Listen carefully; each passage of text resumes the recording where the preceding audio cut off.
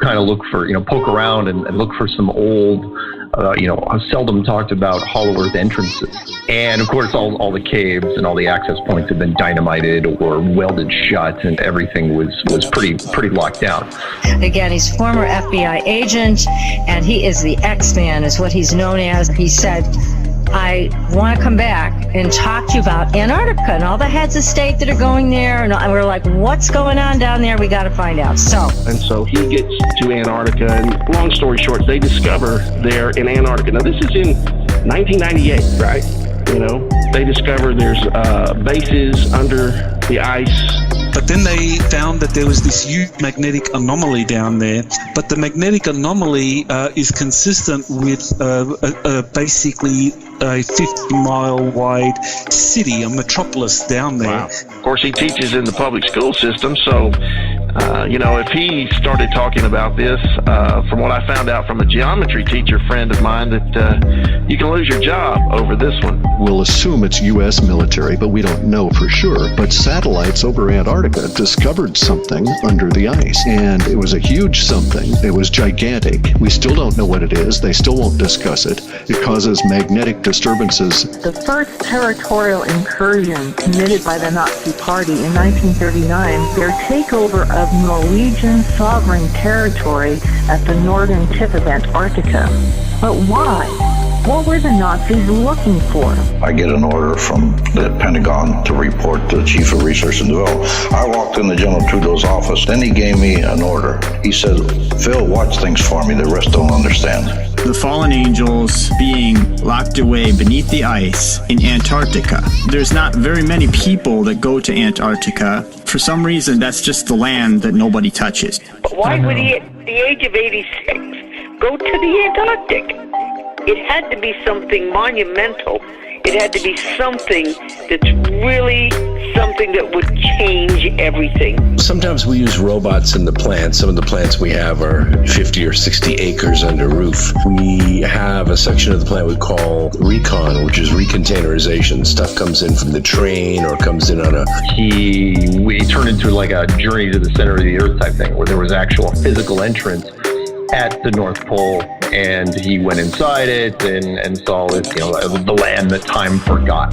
If you want to know how many residents it has as its population, the official count is an average of only 5,000 temporary residents. That's all the scientific community that. Military bases, alien bases, there's a laboratory there, there's an entire situation going on of contact between the human race and an alien race. And then, of course, the congressional committee went down there, and that's when rumors began about this Antarctica city having been discovered. The city was a city that was flash frozen around the time of the Great Flood. It's covered by a molten glass dome. There are waters above that dome. The Earth is, a disc, not a ball. In the Earth's magnetic field so far out that it can be sensed out 300 miles away from the planet. This unknown thing, spaceship or something otherworldly that would be found in Antarctica. As this project continues to unfold, I am gradually becoming more convinced that the early Nazi success in Antarctica provided the impetus for everything else that was to come. And we had 3,000 officers in R&D. And that was the order he gave me. Watch things because the rest don't understand for me. We knew they were important, and we knew there was something there. Return them to us for competitive edge of the Army and give them to the people. The Ark of Gabriel was taken. Russia took the Ark of Gabriel to Antarctica. If these fallen angels are released from their prison, so he goes down there, and what does he see? He sees exactly what these people are saying that they have found. He sees the mothership. You don't see the other two because they're buried under the ice. But one they've dug down to, they're 2 miles down in the ice. And we have to sequence that, put it in order of color. And sometimes we use robots or we use self-driving carts because they don't have eyes like we have eyes. This is all driven by military research. There was a huge expanse of land, bigger than the United States, past the South Pole, which he hadn't even seen yet. which meant that nobody's seen it because he was the leading explorer in the world at that point, and he flew his own planes. The personnel there is just incredibly small as far as how many people are there. These pyramids that have been uncovered at Antarctica, and that are larger than the pyramids of Giza. Out of this underground base in Antarctica, this huge hole begins to open up. This spacious, huge, UFO spacecraft comes up out of the ice, from under the ice. So Antarctica is not millions of years old in terms of it being covered by ice over a period of millions of years.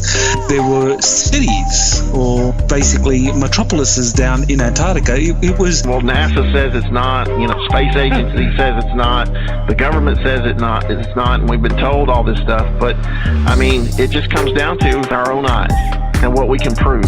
When we find out that there's this large magnetic anomaly under the ice that is not part of the continent itself. In other words, there's something sitting on the Antarctic continent that's underneath the ice that is still able to throw out a magnetic field disturbance 300 miles out. The coming of transhumanist robots, chemical human hybrids, and artificial intelligence. Without the Deutsche Antarctica success in 1939, World War II might never have happened. The integrated circuit turned into a supercomputer in 30 years.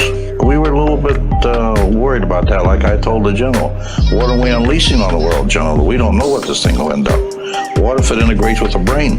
In the end times, these fallen angels are probably pretty angry since they've been trapped. They're trapped in Antarctica. They're probably pretty angry that they've been trapped for so long. He sees that. He realizes that these are aliens. It was aliens who helped us advance. It were alien beings that were coming down from the sky in these wheels that the Bible talks about. Humans have 120 degrees of peripheral vision, and we can run as fast as 25 miles an hour at an oblique angle to that moving object and catch it midair in a glove. The entire Antarctic continent was made out of resource-rich materials, and nations could be squabbling over this thing for years and years to come. You can ignore a lot of stuff, but you can't ignore conspiracies that are bigger than money. Now, one thing that Lima and Google Earth have in common, is that both systems show